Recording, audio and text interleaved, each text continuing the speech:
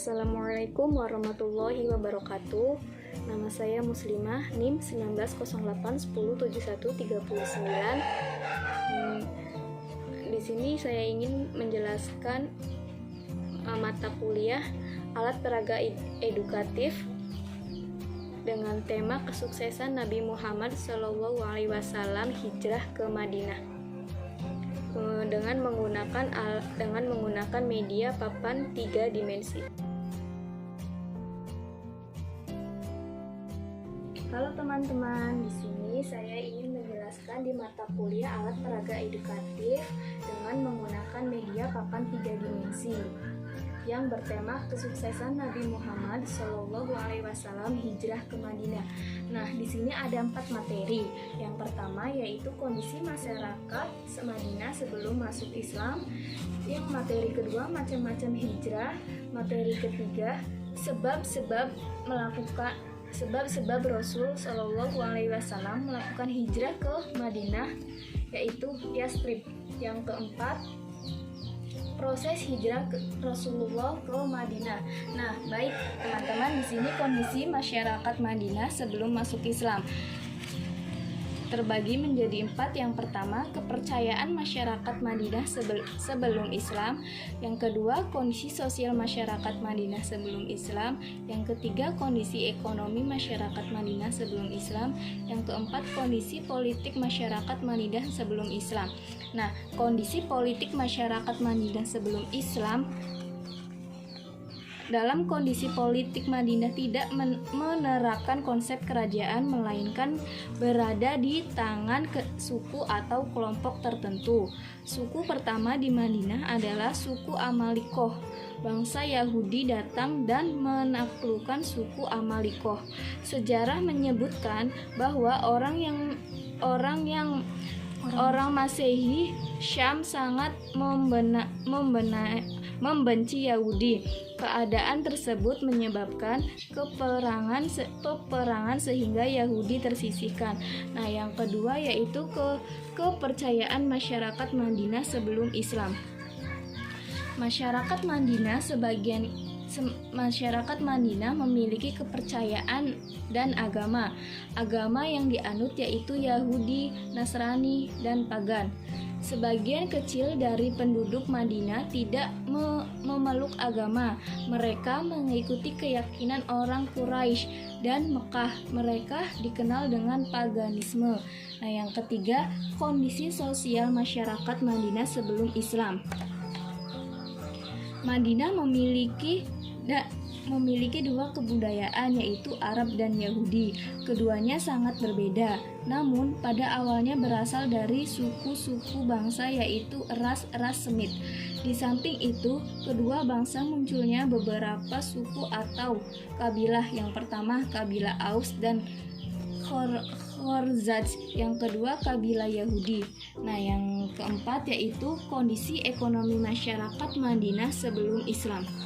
Madinah berasal dari tempat strategis sebagai jalur penghubung antara kota Yaman dan Syria. Madinah merupakan kota subur dengan pertanian. Kota Madinah terdapat daerah persawahan dan perkebunan yang menjadi sandaran hidup penduduk. Penghasilan terbesarnya adalah kurma dan anggur. Nah, materi kedua yaitu macam-macam hijrah. Macam-macam hijrah terbagi menjadi 2 macam. Yang pertama, hijrah makaniyah, artinya meninggalkan suatu tempat yang selama masa kenabian. Peristiwa ini terjadi 3 kali. Yang kedua, hijrah maknawiyah, artinya meninggalkan sesuatu yang dilarang oleh Allah. Selanjutnya, hijrah Nabi Muhammad ke Madinah. Hijrah menurut bahasa berarti meninggalkan, menjauhkan diri dan berpindah tempat. Dengan syarat hijrah ada 2, yaitu ada sesuatu yang ditinggalkan dan ada sesuatu yang disetujui. Nah, materi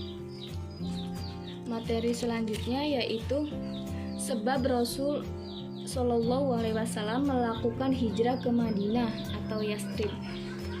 Ketika Nabi Muhammad menerima ayat 94 surat Al-Hijr, Rasulullah dakwah secara terang-terangan. Namun, hal itu mendapatkan respon keras dari kaum Quraisy.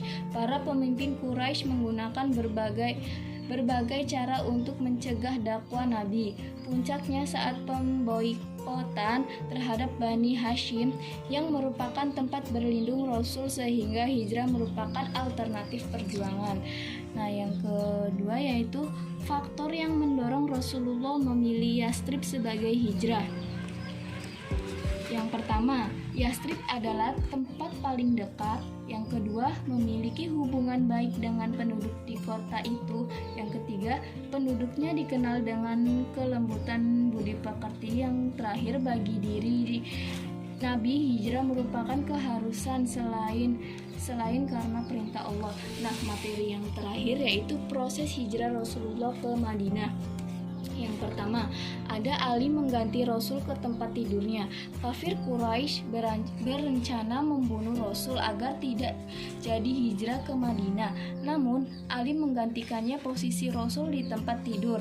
Yang kedua yaitu Gua Thur. Rasulullah dan Abu Bakar pergi ke Madinah melalui arah selatan dalam rangka melabui kafir Quraisy. Mereka menetap di Gua Thur selama 3 hari, yaitu hari Jumat, Ahad, dan Sabtu. Yang ini poinnya yaitu Suroko, sayembara yang diadakan di Mekah oleh kafir Quraisy dengan 100 ekor unta bagi orang yang menyerahkan Rasulullah. Yang keempat, Masjid Quba. Setelah menempuh perjalanan Nabi Muhammad dan Abu Bakar membangun masjid di Quba, letaknya di desa yang dekat dengan Madinah. Yang terakhir, Nabi tiba di Madinah. Setelah tiba di Madinah, Rasulullah membangun masjid dan melepas unta. Rasulullah ditinggal di rumah Nabi Abu Ayyub Al-Ansori sampai pembangunan masjid itu selesai. Terima kasih. Sekian dari saya, kurang lebihnya mohon maaf. Wabillahi taufiq wal hidayah. Wassalamualaikum warahmatullahi wabarakatuh.